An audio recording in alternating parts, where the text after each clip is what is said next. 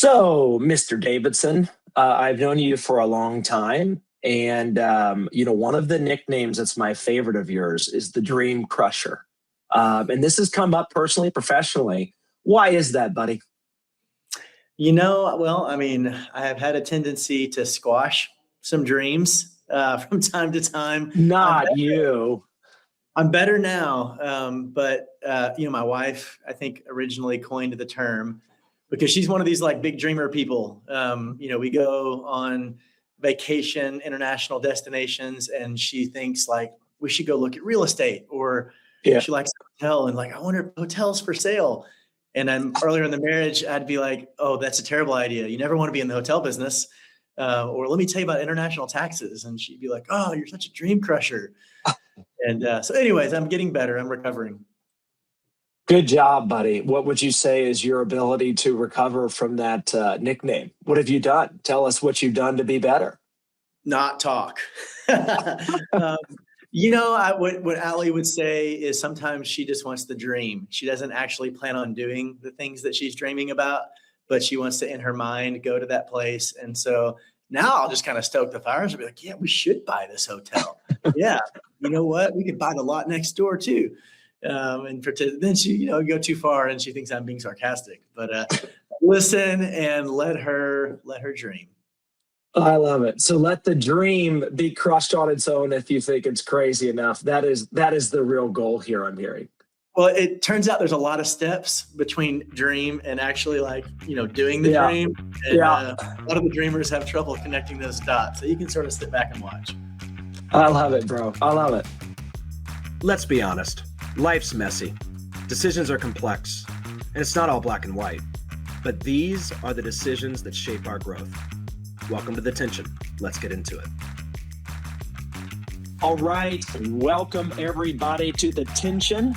Well, we're handling some of the hardest topics there are. And these are not things that we'll ever solve. These are not problems to solve, as you know. These are tensions to manage. And I've got one of my dearest buddies. This is the guy that if I look back at successes I've had in my career, this is a name I'm always mentioning. We got Jeff Davidson here. Jeff, welcome to the podcast.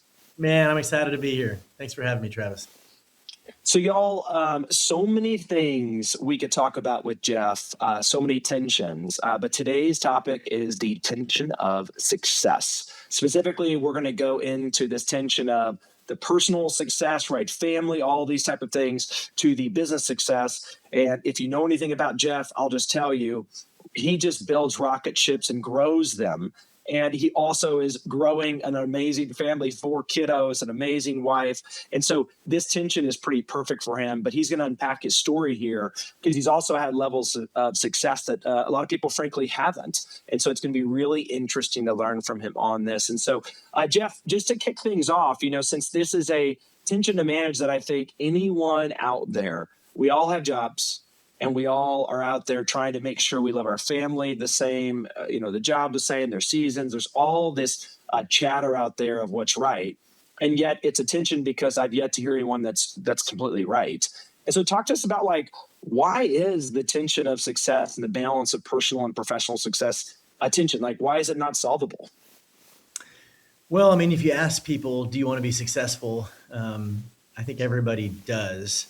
But I think there's a pretty big challenge in defining success, like success towards what? Success at what expense? And when is it enough success? And it'd be a lot easier if you could just sort of figure those things out, like go in a room and write them down and, live your life that way. But the journey of it, the adventure of it, the quest for it, I think is a big part of just shaping who we are. And then hopefully you're an old man with a, gray hair and a gray beard. And you're like, I actually was successful. But there's a lot of failure on the way of trying to reach that mountaintop of success. So we're going to unpack the personal and professional side. So I think a good place to start is, you're the founder CEO of Victory Ventures, which of course has a lot of things in it. And then, of course, you have this amazing marriage and you've got all these great kiddos. You want to give us just a little bit more just background on who Jeff is? Yeah, for sure. So starting with the most important things first, married to an amazing wife, Allie. We've been married for 18 years. We have 4 kids that go from 10 down to 3. We spend a lot of our time these days with our kids out on the ball fields, playing sports, out at the lake, and really enjoying them. And so I'm grateful that we worked pretty hard earlier in life so that now we do have a lot more well-rounded success. Yeah. But that's the family side. Some of my favorite things to do is to be in the outdoors, whether that's hunting, fishing, hiking, seeing the world, doing that with my friends and family. I'm gonna get you into golfing one of these days too. Please mention that because that's on the list. It's got to be. Man, if we could get that down to like a 90-minute sport or 2 hour sport, I'm all in. And then when Too inefficient for you. yeah. So anyways, that's the personal side. On the professional side, I would divide my career up into three pretty big chapters. Yeah.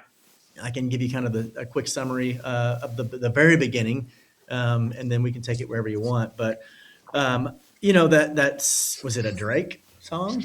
Started from the bottom. I don't know that. Sounds maybe right. Starting from the bottom. Now we're here. Yeah, I mean, like not all the way at the bottom, but I mean, I was 22 in a Men's Warehouse suit with We'll see. less than $500 in my bank account, sleeping on my parents' couch. Started in The financial. glory days. Yeah, at 22 years old, didn't know anything, and cold called my way, into the financial services business over a couple of years. So that's really how things got started, and very, very grateful. The Lord put Allie in my life, and married very well. And I would say that's probably where things got interesting. Chapter 2 had some good success as a financial advisor, but I think chapter 2 was when things kind of really got interesting for me and for Allie. Yes, well, we're going to go to chapter 2. And there's not a lot of married couples that can say that you were her coach, her basketball coach. Is this true? Well, I mean, it sounds bad. I wasn't like on the payroll anywhere, but I was. She was 18. It was an AAU summer league, and it was for love and basketball. Yes. She hit a game-winning shot, and I was like, "She's a winner. I got to have her." And then, and this is your next chapter. She goes on to take those talents. She wins the old school American Gladiator. I think the story is on your either wedding night or during your wedding weekend or something. The morning of our wedding. Yeah, she blew off her hair and makeup and disappeared. And turns out she was trying out for the TV show American Gladiators without telling anyone, and does great. I, of course, have no idea this is happening, but she barely makes it back to the wedding chapel on time. We get married, and after the wedding, she tells me, "Babe, you're not going to believe what I did this morning." And I thought she'd got me a gift. That was like, I felt like, oh no, I didn't get her anything. But she's like, "No, what are you talking about? No, I tried out for this TV show." And I was sort of skeptical because she had tried out for a bunch, we'll say. Oh, okay. Yeah, she's kind of on that like that train of reality TV. But this one worked out. She actually got on the show. We wound up in LA for 6 weeks, and then she won the show. Really cool experience. And then when you are on one of those shows and you win it, they actually withhold your prize money, which back then it was only $100,000. Wish it had been a cool million. That'd have been nice. But they withhold it, and then they air all the episodes, and they give you the check at the end. And so it was during that time where she got the idea, and then we worked together on sort of building out this fitness company called Camp Gladiator, which was really revolutionary at the time. This is back 2008, 2009, when pretty much there was only like big box gyms and just kind of boring fitness out there for the masses, and created this super dynamic, amazing fitness program at the same time that like Uber and Lyft were launching. And we built a army of trainers, independent contractors, that could basically build their business on the Camp Gladiator platform. And Allie was out there, as the lead trainer, and just really creating this experience that so many people loved. And then I helped really build out the business model and the structure and the systems. And we just made a great team and really built something, I think, pretty special over the next 15 years. Yeah, so let's go there. I mean, this is obviously this kind of this second chapter, and we'll definitely get to your third chapter because that's the one that I think from a managing of the tension of success. I mean, I'm blown away at just having known you now. Just so the listeners know, Jeff got me into this career in 2012, and so wealth management, that is. And it's been such a journey he and I've had for decade plus. But I knew Jeff in this chapter, like right when it was rising, and then I've gotten to see Jeff in the third chapter he'll get to. So Jeff, I mean, I want to make sure, and I'm hoping you won't be like super humble. Like I think like tell them the story of the rise of this Camp Gladiator fitness company and all the successes, and kind of give us the time frame of how all this happens, because I do think it's a really interesting setup of like, no offense to any listener out there, but you can't really manage the tension of success unless you have success in multiple areas to manage. And so you got to be doing something that is in fact successful. And Jeff, y'all did that on the highest level. So maybe walk them through a little bit of that journey. Yeah, well, I think there's certain people that have like an it factor and an instinct, for where there might be like a product market fit. And I would put my wife in that category. She'd spent her whole life, in sports and on a team. And when that, ended for her in her early 20s, she just went out there and saw like, golly, this is it. 24-hour fitness, group fitness. It was boring and it was really disappointing. And she just had a different vision of creating this amazing experience for a group of people together with a coach, and using the great outdoors for the environment, and putting people on a team again, and giving them community and fun and a good butt kicking workout. And when you're lucky enough to catch lightning in a bottle, you sort of just hang on. And the first month that she rolled out the business, we had 40 people. The next month we had 100. The next month we had 200, and we thought we need more trainers. A year later we had 1,000. A year later we had 5,000. A year later we had 10,000. I think the business averaged for a decade 80% growth per year. Yeah. And we basically were just hanging on. We did not use any growth capital. The business was completely bootstrapped. It grew organically to over 1,000 people in the organization, over 60 million in revenue. But I point back to the very beginning. Allie just had the instinct, and there's a handful of us around her that were able to build the infrastructure. But when you have that right, and you're fortunate enough to be, on a rocket like that, you hang on for dear life. And it was an incredible blessing, and millions of people have gone through the program. It's been incredible. So give me the years, because then we're going to get to COVID, which of course for any fitness company, especially one that was all around community-based, let's all be around each other, all that type of stuff. What an interesting time was thrown in just the overall world conditions. But what are the years? And then tell us a little bit of like, even when you think about that success, like riding that rocket ship, I don't think we could get to how do you manage the tension unless we talk about how awesome it is. Like there had to have been moments or big highlights that you remember that you're like, dude, it is intoxicating. It's the best. Like what years are we at? And what's some of your favorite memories of like the highlights of the rocket ship growth? Yeah. When you're part of something that scales quickly, that old saying, things happen gradually and then all at once. I think it applies.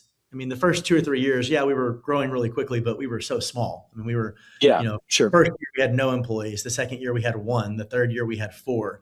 And the whole business was in a spare bedroom in our house.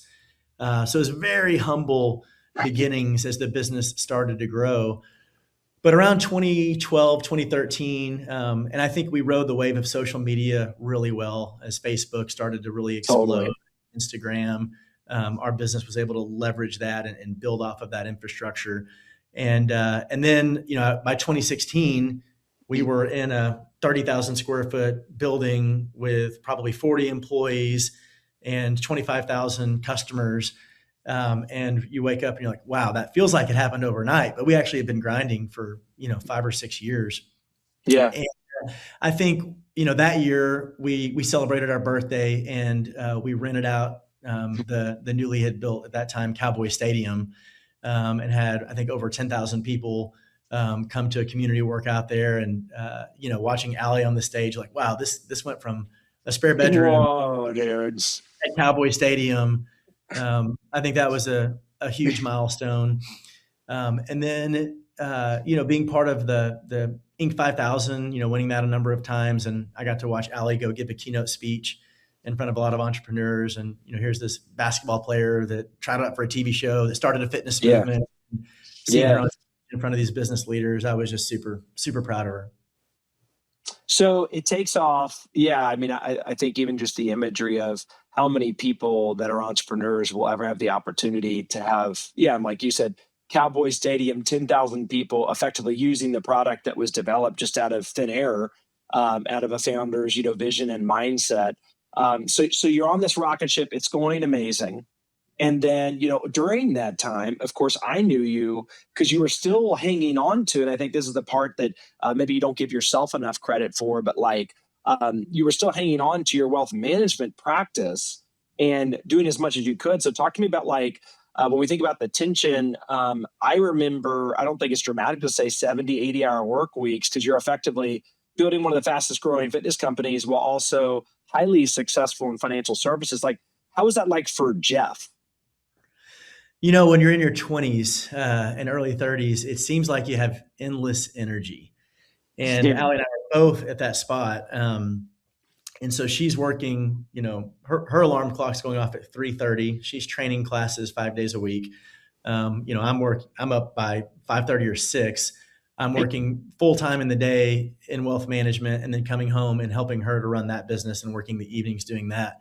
And so it was definitely 80-hour work weeks, probably for 6 or 7 years. And on the surface, all you see is the meteoric success, and you get to go and speak on stages in front of hundreds or thousands of people and on magazine covers. And again, gradually, and then all at once, you feel like, oh, I can handle this. It's just a little bit more, a little bit more, a little bit more. By about 2016, I would say we were, our marriage was sort of starting to kind of run on fumes. We were becoming good business partners, but there wasn't much room or space for anything else. Yeah. And, now we're married for 7 years and we have no family, and, we just too busy. And so we went back to. I guess in some ways, Camp Gladiator was your shared child in some ways. Yeah. And, when you're working that much and with other people that you dearly love in the company, it's like kind of this blurry line between your business, your work family, your friends. And, you feel like the mission is so big, it demands all of your time and attention. And then months turn into years turn into a half decade. And then you sort of sit back and you're like, is this the life we want to be living? And credit to Allie, sometimes I think the wives are a little bit more sensitive to, are we in tune maritally like we want it to be? And, went back to the pastor that had done our premarital counseling and started asking some tough questions. And really, I think we've realized something that had to go between. I was doing branch management and financial services, and then we were running this business, and there was just no space for really the marriage or the family. But I was like, I didn't want to accept that there was like a limit. And I remember Allie calling me out and saying, I know why you won't just go in and quit. And I'm like, why? And she said, you're scared. I'm like, I'm not scared. Yeah. I'm not scared. Am I scared? Dang it. I am a little bit scared. Yes. Nobody walks away from that career and giving up the secure thing so that this entrepreneurial thing, is it going to keep going? And I really had to get into faith and take that step. And that was an amazing year, 2016, where I did step away from something, and the Lord blessed us right away. We got pregnant pretty quickly with our first little girl, and then cranked out 2 more over the next 3 years. So by 2020, we actually had 3 kiddos and started experienced more familial, like family success. And Allie started to really make, I think, conscious decisions to be spending more time with the family. But I just kept pushing and pushing and pushing and pushing and tried to do it all. So it got a Yeah. little bit harder for me before it got easier. Well, so let's talk about it, man. Thank you, by the way, for being so vulnerable about it. So for you, we say on this podcast that like we're trying to go after things that frankly we know that we'll never solve, but there's like a 3-step process from all these interviews that we've done, no matter what the tension topic is, that like most people, and part of the reason we are doing this is because most people to start with trying to get to managing it, well, that's the 3rd step. The first is you've got to see it. You even have to have eyes to see that you're even having anxiety by that, or in this case, it's actually in what Ali said, like it's hurting something, right? It's not a tension. If it's not hurting something, you just keep doing the thing. And for you, it was business success and then the marriage success. And until those become in conflict, I don't know, it's hard to tell people other than through a podcast like this, like, hey, this is coming for you, right? So if you're a 22-year-old and just got married and you've got high hopes in business, like, this tension's coming for you. You can't escape it.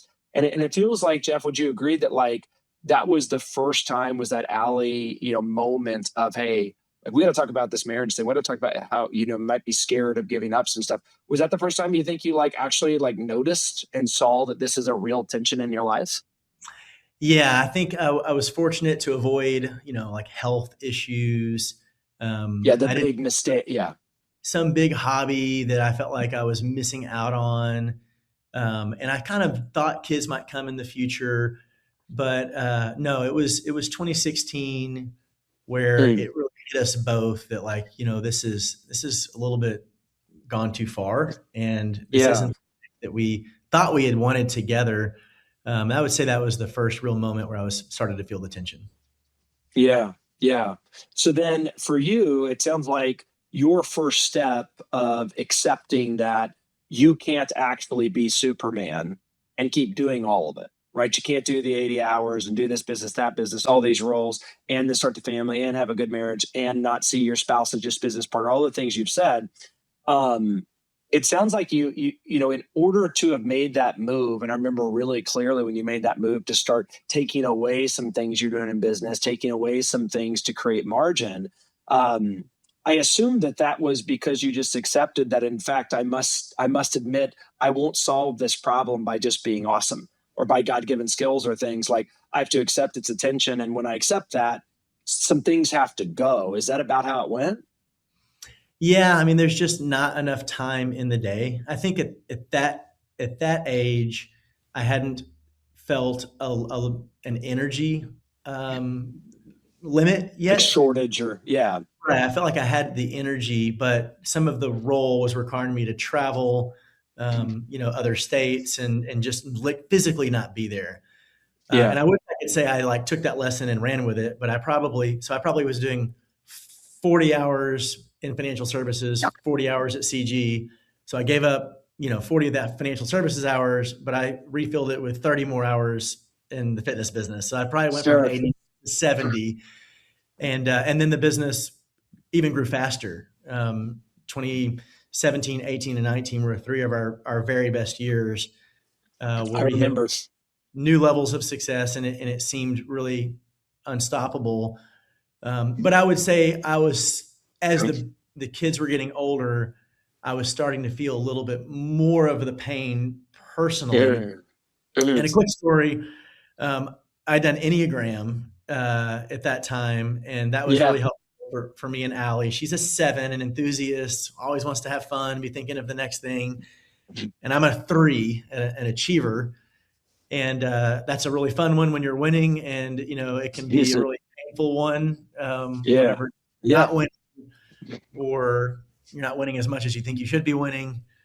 And anyways, I went with my dad in 2019 on a trip to Alaska, and we're on a bear hunt. This is this big once a year trip I get to do. After working 80 hours a week for all these years, I'm finally getting away, and all I could think about as I'm hiking up this salmon stream in Alaska is like, how's the business doing, and why can't I get cell service, and we've got a big campaign coming up next month and we need to sell 100,000 camps, and I can't even enjoy nature. And I look and I see these salmon swimming upstream that Yeah. are getting their eyes plucked out by birds on their way to their death. And I'm like, salmons are Enneagram 3s. These are achievers. They'll just swim upstream to their death and be eaten by bears and birds. And I'm like, is that going to be me? Am I like, why can't I enjoy my trip here? And so I knew something eventually was going to have to change. Well, I'll tell you, and it's so interesting, right? In some ways, seeing like the Lord's timing of that, because that feels like knowing the rest of your story.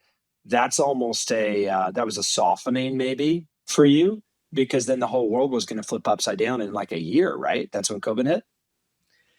Yeah, yeah, it was kind of I guess a little bit of a pre-telling or a warning of what was to come. But about 6 months later, I remember I was coming back on a plane in Dallas, and I was at the international terminal, and the flight beside us was coming back from Seoul, Korea, and all the people were getting off this plane with a mask on. Yeah. And I've never seen really lots of masks in public before. That was a totally new thing for me. And the Right. looks on their faces was like really frightened. And, looking at our news and this novel coronavirus that's spreading, and it had jumped from China to South Korea. And then there was the cruise ship that was going on. And that was a weekend. I went into the boardroom on Monday for our executive team meeting, and we started sort of war planning, like what would happen if this thing keeps spreading. Because our business is groups of 20 people meeting together in parks and schools and churches, places that we don't own, we have no control over. And they're like, well, there's a chance that, they may shut some of these things down. And that was the last meeting that was ever held at our headquarters, last executive meeting that was ever held in person. Wow. And we went home like 4 days later with shelter in place, and they shut down Austin. And I've never been back to that boardroom since whenever that was, the last week of February 2020. Jeez. Yeah, man. Yeah, and I want to keep going, because I think that this is having been next to you and seeing all of this, even hearing it's such a remarkable story of just like the highs and lows. Okay, so that happens. And so you already kind of gave it away. You haven't been back to that boardroom. Talk to us about, fitness in general, but of course that model, and then what happened to the business, which then I think kind of ended in your opening when you said you had 3 chapters. I'm assuming, it's almost like this is what closes that chapter 2 and then opens this, what I think to be your most beautiful chapter I've seen as a friend, which is this 3rd chapter. But can you walk them through, like finish that storyline for them? Yeah. So, the good news is Camp Gladiator still exists today, and we're still out there rocking it in communities all across Texas and in other states as well, still impacting lives. But it was a challenge. 2020, we lost 85% of our locations. Were closed. Almost 50 or 60% of our customers, froze their memberships because they couldn't work out. Right. We threw a Hail Mary and created a virtual fitness product where people could log on to Zoom and experience their community virtually. That wound up saving the company. The fact that we could, actually keep a product for our subscribers, even if it wasn't the one they originally signed up for. So we survived 2020. The virtual fitness thing was a really nice product for a couple of years. But the business never really recovered, or it hasn't yet recovered to the heights that it was once at. So we're, probably 60% smaller than we were at that time frame.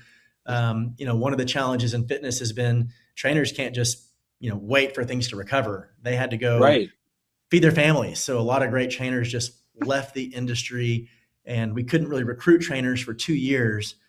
So the business is, being rebuilt and trying to find a new generation of trainers. And Allie and I, sort of saw during that time frame that we probably needed to sort of divide back up. And so she went back into the leadership of CG, and we ultimately hired a president that had been with us since the beginning that Allie works with. And then I got to explore other entrepreneurial opportunities and build up Victory Ventures and the portfolio that we have today. But with the wisdom of, I guess, 14 Yeah. years of that business and trying to do it a little bit different this time around. Yeah. Yeah. And so it's such a strange story because sometimes, yeah, with this tension of success, I think sometimes just like some of the decisions you were starting to make or starting to feel, right? You're, downgrading some of your hours, right? You're on the trip with your dad and you're getting that sense with the Sam. It's like, oh, that's not, I don't want my eyes plucked out on this thing. And then insert a different life stage, right? I mean, one kid, two kid, three kid, four kid, right? All of these things happening where it almost felt like you were continuing to accept it. And then bam, COVID kind of forced this lesson. Like whether you want to accept it or not, now's the time you're going to have to accept it. If you want to go all in and make everything about just this business side of success, here's how quickly it can be taken away from you or downsized or whatever you want. That has nothing to do with you. Literally something that just happened. Like, how did that feel? Oh, it's very hard. Very, very, very hard. 2021 and 2022 were the most difficult years of my life. Mm. I look back and I'm close to seeing it as a true blessing. And I know my most mature self will get there one day. I wish I could have found personal success while also achieving great business success. But I think an external event was needed. Some struggle was needed for me to step away from the business and realize, too much of my identity is tied up in that. And I'll tell another quick story and just sort of how this came into fruition. But when we were at the Inc. conference that Ali got to speak at, there was another speaker there named Marcus Lemonis, TV guy that's on The Prophet. And he was doing his gig, which is very interactive with the crowd. And he pulls people up on stage kind of out of the blue. And his whole thing was, I'm going to pull you up on the stage and in front of, 5,000 people, I want you to share your greatest fear. And we were like second row. I was sitting on the end. He was right beside me. And I'm like, okay, the only thing worse than going up there is going up there and having something really lame. And so I was taking this serious. Like, what if he calls on me? Oh my gosh, what is my greatest fear? Yeah. I've never grappled with this before. And this is like in 2018 when things were going great on the business front, but we were also still struggling on the personal front a little bit. And I remember just kind of like the Lord giving me my fear very, very clear. If he pulls me up there on stage and says, Jeff, what's your greatest fear? I'm going to say, there's a huge goal in my life to be successful at business. And there's a huge goal in my life to be successful in my family. And my fear is that I'm not talented enough to be successful at both. And if I'm not, I'm going to choose my family and I'll have to just accept I was a failure at business. Yes. And I was ready. I was like, he's looking at me and he just pulled the person like a row in front of me and bailed me out of having to go up there and say that. But it stuck with me. And when COVID hit and the business started to go down and I started to really struggle, that fear was the thing. Like, I guess I'm a failure at business, it's not going to, turn around. I don't know what I'm going to do next. And what if this thing financially brings us down because you're getting loans from the government and you're putting your name on the line? And it was a really, really, really hard time. And I think there was a pretty big moment that happened because by this time, like 2021, my daughter is 5 years old. My son is 4. They're starting to get into sports. And I'd kind of been missing it. Ali had been the coach of everything because I'm working all these hard weeks. I got to save the company.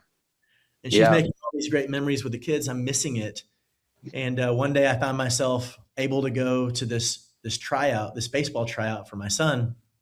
And I was just kind of watching from the sidelines. And thankfully, my kid's a really good athlete, but they were hitting pop-ups. And, you had to do a tryout. You had to catch a pop-up. And I watched as like boy after boy could not catch a pop-up. And then I was looking at the line of people checking in. And this is amazing for the moms that step up and do this. It was all these moms bringing their sons to their baseball tryout, and none of them can catch a fly ball. Yeah, and then sure. Myself standing there on the other side of the fence, not with the coaches, but with the people that are dropping off the kids. I'm like, what are you doing? Like you're missing, like what's more important, teaching your son to throw and catch or making another $1 million or whatever the business goal is. And I'm like, I'm Yeah. in my 40s now. Like what's the level of success when you're happy? And like, there's never enough. There's never enough campers. There's never enough growth. There's never enough revenue. And I think God brought me to that moment so I could be like, I think I'm going to coach next season. Mm. And just started to change the definition of success and started to look around my family and my home and those little kids and be like, man, they need me more than any company needs me, more than any boardroom needs me. And they don't care how much money we have, and they don't care what my title is. My title's dad. Yeah. Yeah, man. One of the most powerful things that I feel like I've had loving friends like you tell me when I'm in that wrong side of managing the tension, still maybe on too much of the business successes, my identity, all those things, is remember those kids of yours that is like there's only one dad. Like there could be plenty of people that can be hired to do anything you're doing at the company. And that's just something you're gonna have to figure out. And Jack only has one husband. Yeah. And like those are the roles. And it always gets me to like, dang, like that's just so true. It's the irreplaceable, it's the one role, right? And I think that's super helpful. And yeah, Jeff, it's so interesting. So just listener out there, especially it's like the younger listener again that maybe hasn't gotten to either married yet or have kids or maybe hasn't experienced big business success just yet. But like yeah, I think this specific podcast episode, I'm like, gosh, I so hope they're listening Mm. because maybe it's just like your story, right? These big macro events that have to happen with a lot of subtle reminders that you were humble enough to just take in and self-aware enough to change. My story, I had to have two monster ones, right? Yeah. From a brain surgery in 16 to a complete reboot, restart off of the faith of, can we just build this thing independent in 2019? And both of them continued to, anytime I got out of whack, boy, will that thing put you back to normal because at any moment your life can go and any moment your business can go. And if that is actually true and you submit to that, boy, it changes things. So, well, I think it's pretty clear for everyone that's listening, like maybe when you first saw it and your continual kind of years in there of learning just to accept it. But Jeff, let's go to like how you're managing it. So, Yeah. knowing that story, I can say that like you are one of the better dads I know. You're more connected with Allie than I had seen you in your first decade maritally. You're now crushing it at business because you're able to be more entrepreneurial and have all these different businesses that just stoke your fire and all those types of things. And so like you seem to be blending and managing the tension of personal and professional success in a way that is as good as I've seen anybody. But it also, for me being a buddy of yours, it is so different than the Jeff I knew. That was just all business, business, business. Like I'm going to be the next Elon Musk, and you were frankly on track to do it. So I get it. But like, okay, so you saw it, you accepted it. Like, how are you managing it? Like, how did you get where you are today and this like beautiful management of it, knowing that some days are better than others? Yeah. Well, it's definitely, I think, always a work in progress. And I'm getting older now. One of the benefits of that's got to be some wisdom. Hopefully, if you're doing something right, more wisdom now than I had in my 30s and 20s. Yeah. One of the things that's helped me kind of in that 2022 time frame, I really started to revisit like childhood dreams, like think back to, because there's this pure version of you when you're 12, 13, 14, 15, 16 years old. Like, what do you really want to be? Yeah. And if you'd ask me then, like, what would you want to be? I'll be like, man, I'm going to take my son fishing and hunting, and I'm going to have, a boat, and I'm going to go out and use it. And, I want a house, but like, I don't need 5 houses. Like it would, Right. and I'm like, I haven't been living a life that my 16-year-old self would have even been that proud of. I loved the Wow. outdoors, and I don't think I went fishing more than once a year in my 30s. Yeah. And so I'm like, there's got to be some things that you just love to do that you spend your time on, and that's an important part of like how you find joy in just your day-to-day life. And then recalibrating your scoreboard to where if the marriage isn't good, then there's no amount of good in business that's going to tip the scales to where things are going good. Come on, dude. Truth. And then, on the father front, thinking back to my dad and from a business perspective, did well, ran an independent insurance agency, but never even had any employees, just a one-man show. So from a business perspective, you're like, oh, Jeff did way more than him. But I was like, man, when I was 10 years old, the things that I could do, like you had me like driving a car and, could skin a deer and was an excellent, baseball player. And I'm like, why was I good at those things? I was like, my dad spent so much time with me. Come on. Prioritized our relationship and shepherding me into becoming a man. And I'm like, if you don't do that, there's no amount of business success that can compensate for being absent as a father when you look at yourself in the mirror. Dude, let's freaking go, bro. So I think, I recalibrated my scoreboard. And when you do that, you're like, well, how much professional success is going to come? And I'm like, however much comes after I do those things. I'm going to love Allie.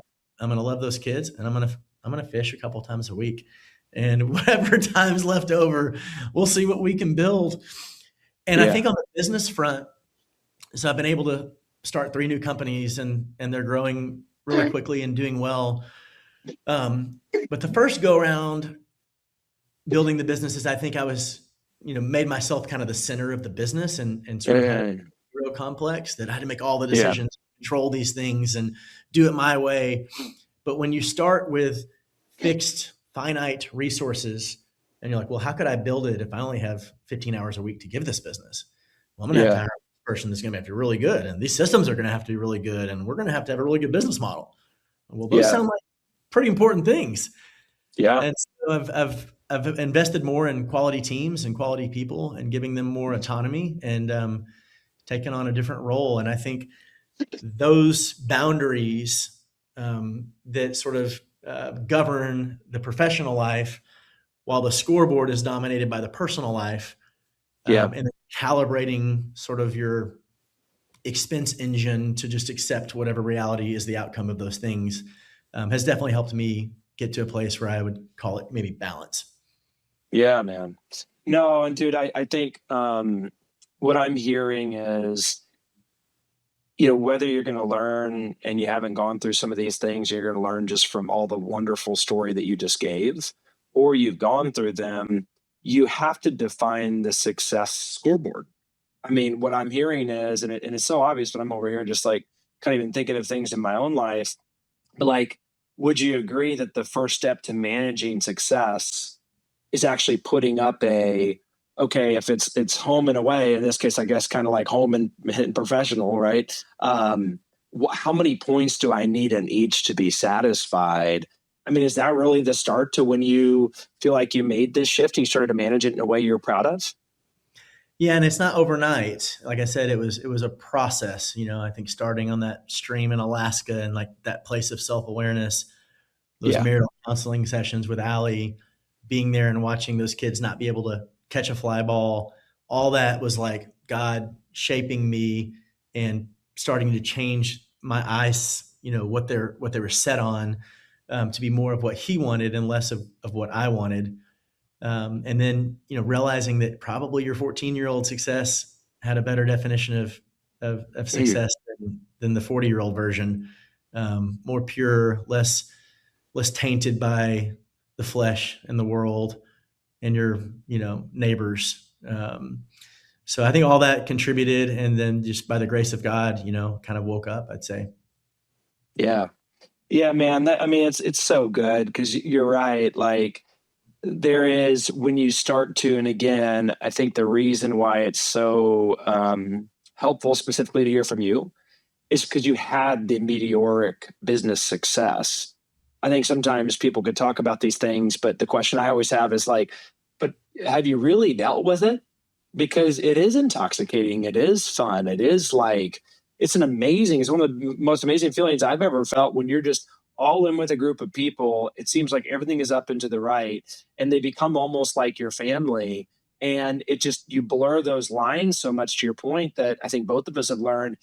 Careful for all of you founders, leaders out there, because when you blur those lines, there's consequences to all, including you, involved into that, because it's not right for them, because you're actually not even teaching them how to manage that tension, and they're going to follow if you're the leader. And so you have that responsibility. But like, maybe talk to me about, like, it almost feels like there's different ways to manage this with different responsibilities and different age of maturity, right? So like, if I'm a 20-something-year-old coming out, I'm not married yet, and I'm hungry to build something in business. I've just got this, like, I'm gonna go do big things.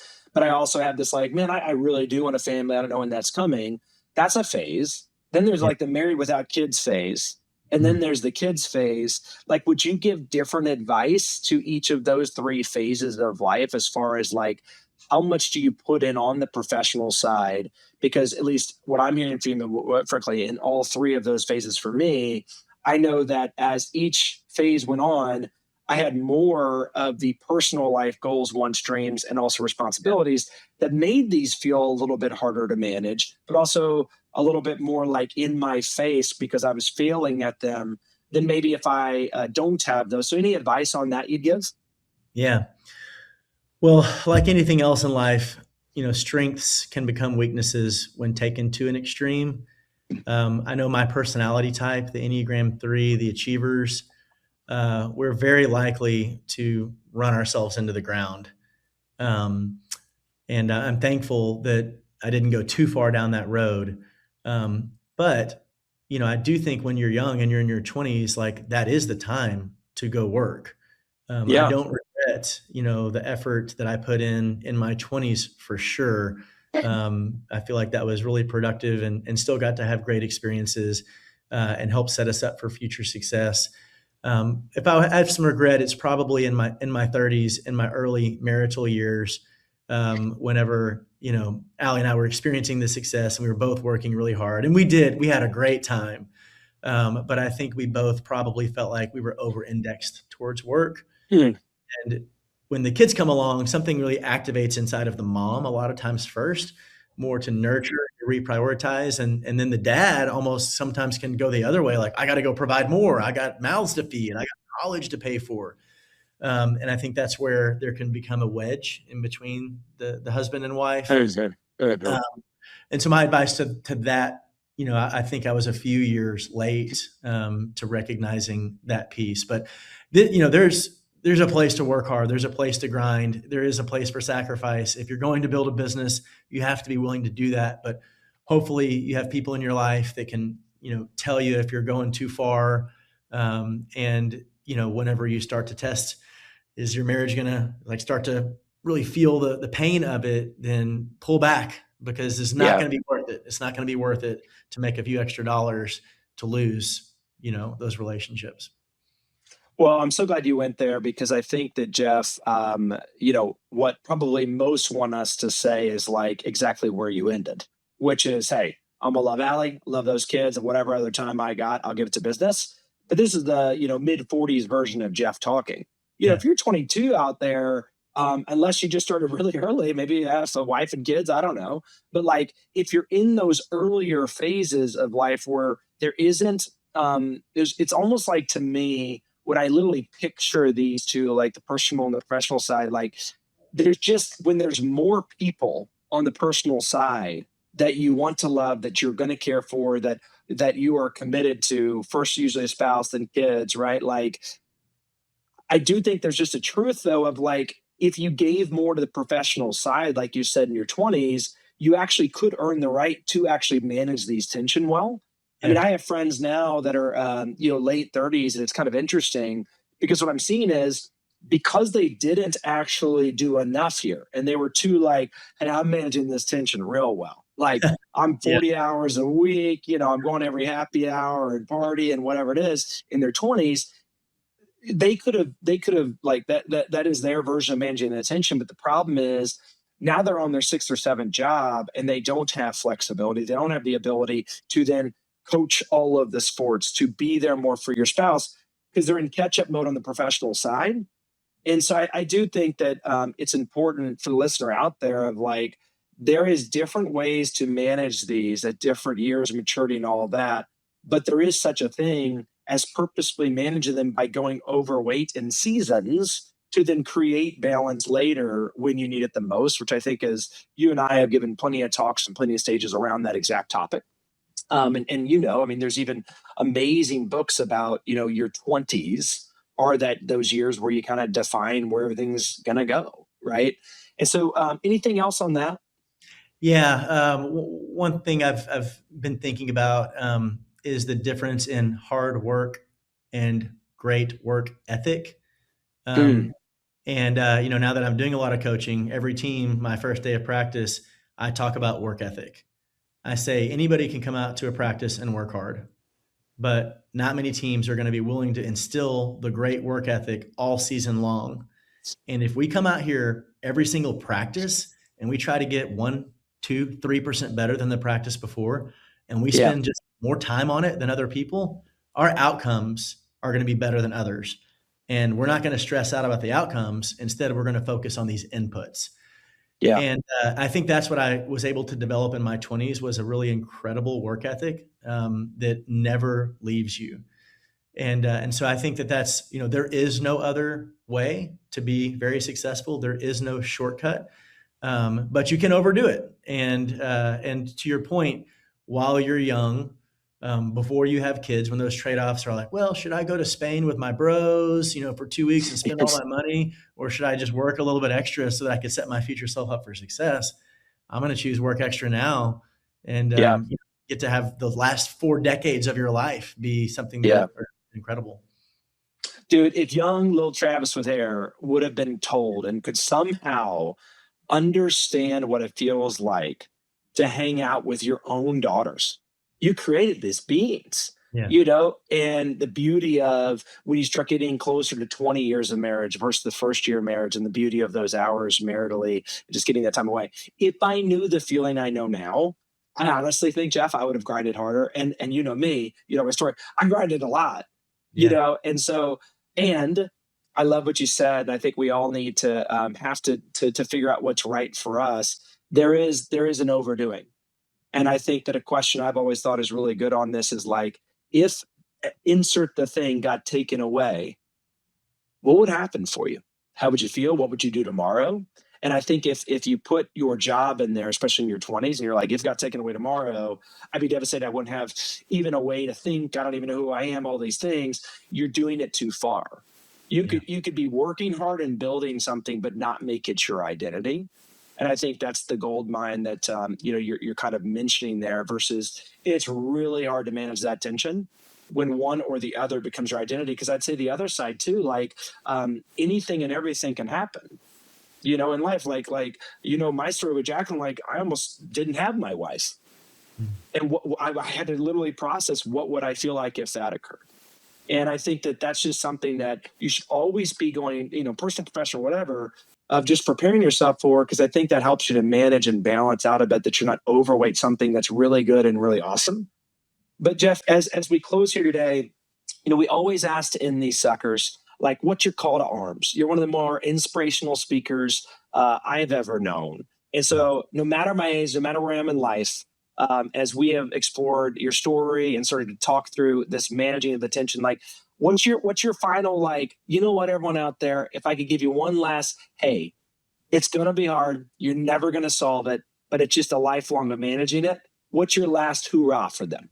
Yeah. Well, a couple of things. We were actually part of a devotional earlier today, and there was a passage that refers to God as a way maker.